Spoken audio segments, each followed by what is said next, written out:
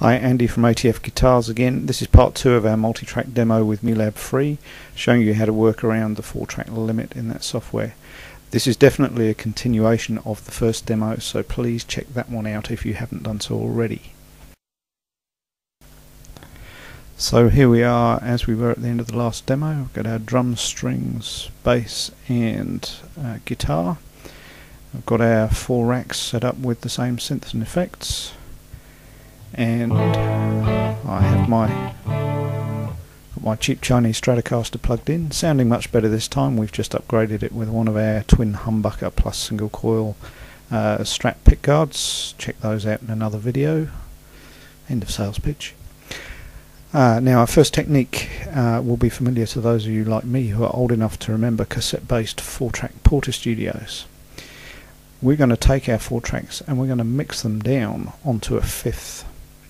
And we're going to do that using from the file menu, the mix down audio option.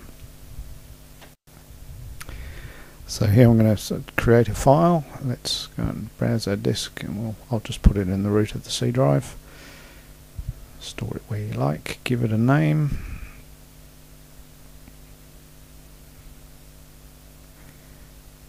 And leave the other settings the same. I'll tick this box to make another audio part when it's finished, and press OK to render the mix down audio. It'll take a bit of time depending upon how much audio you've got.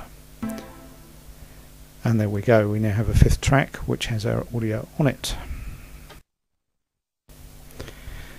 Now I'm just going to move this up near the top so we can actually hear it, mute all the other tracks and hit play.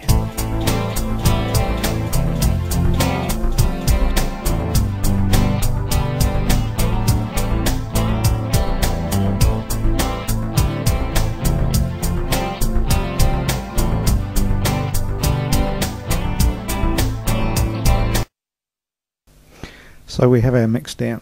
Now on an old tape machine at this point we'd be wiping the other tracks and they'd be lost forever. In Mu.Lab we don't have to. We can just create a new composition within this session, as I've done there, and the old one's still in memory. Now we're going to bring our, you remember we created a file of our mix down audio. We're just going to bring it into a new part in our new composition. There it is. And we will, oh yes, good point, make sure the tempo in your new composition is the same as the old, and I'm just going to stretch that out to the 16 bar length that I know it is.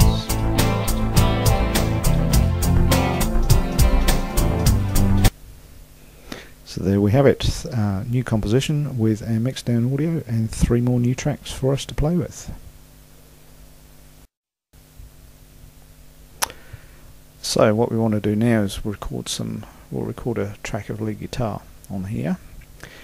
Now I'm going to leave these racks as they are because we may actually at some point want to go back, as we can select the previous composition to our original composition, because we may at some point want to remix that audio that we've mixed. So I want to leave those racks alone. So that being the case, we actually need to create a new rack. Now the 4-track limit in Mu.Lab doesn't apply to racks. You can have more racks than that if you wish. So I'm creating a new rack here. I'm going to monitor to it so that I can hear what I'm playing with the right effects. There we are. And then I'll resort to my usual trusty Freamp effects unit, and we'll find ourselves a reasonable preset for our lead guitar.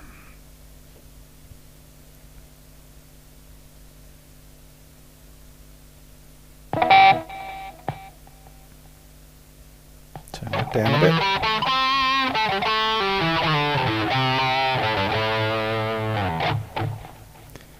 That will do for demonstration purposes. Okay, so we're ready to record.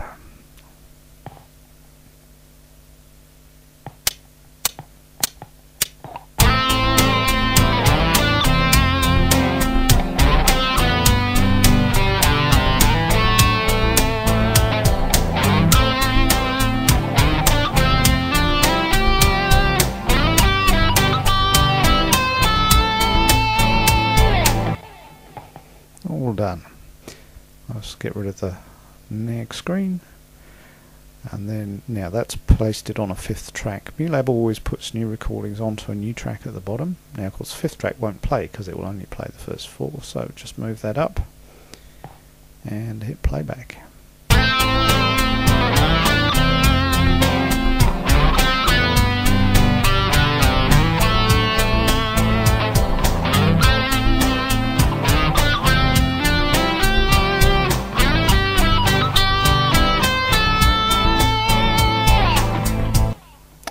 There you are, that's technique number 1 for working around the 4-track limit in Mu.Lab Free. Okay, technique number 2. We've reset back to our original 4 tracks again.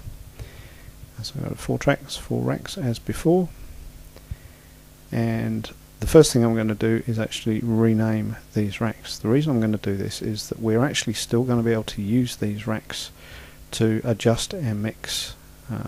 Unlike the mix down audio technique I've just shown you, we can still adjust the mix as we wish. So give them meaningful names. Now everything we've done in Mu.Lab Free up to now has been based on the 1 track equals 1 rack principle. This is how Mu.Lab works by default, but it's not the only way. What we can do to break that is we can select the target. If you select target and then select target by part, what that tells Mu.Lab is that instead of the track being routed to a rack, each individual part on the track can be routed to its own rack.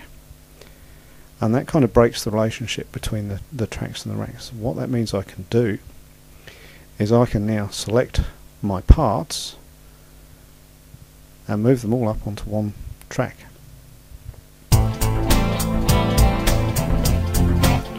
Just to prove that's working, I'll just mute that 1 track and you can see everything stops.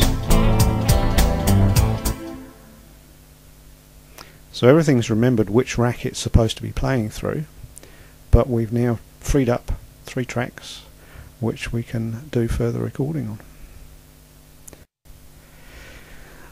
This technique does give you more flexibility, but the downside is because all our synths and effects are still playing in real time, there is a higher processor load. You may want to bear that in mind when deciding which technique you're going to use. Let's just prove the live mixing works.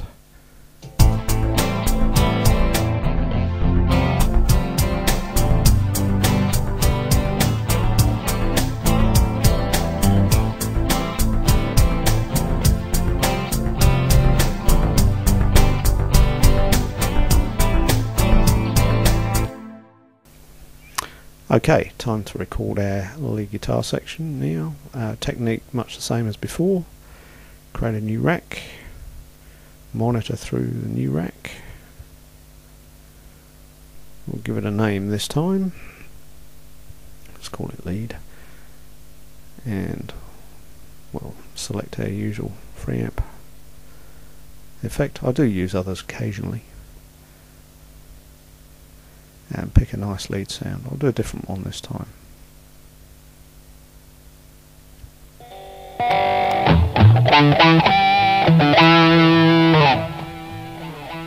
Oh, loads of delay. Turn the volume down a bit. Okay, we're ready to record.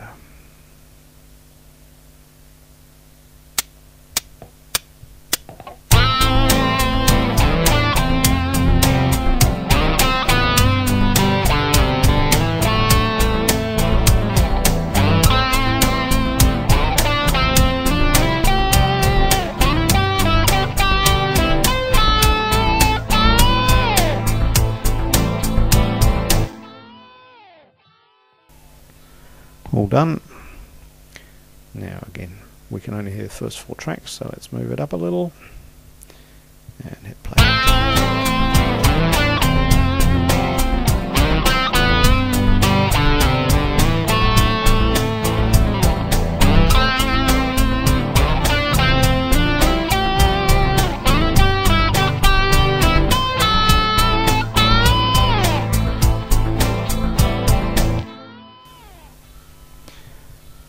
Now of course it looks like we've already used up one of our 3 new free tracks, but of course we can do this and we can keep doing it. It still plays and we can still adjust the mix through the rack without affecting anything else. So that's really it. Technique number 2 for working around that 4-track limit. Hope that's helped you out, and I'll see you again soon.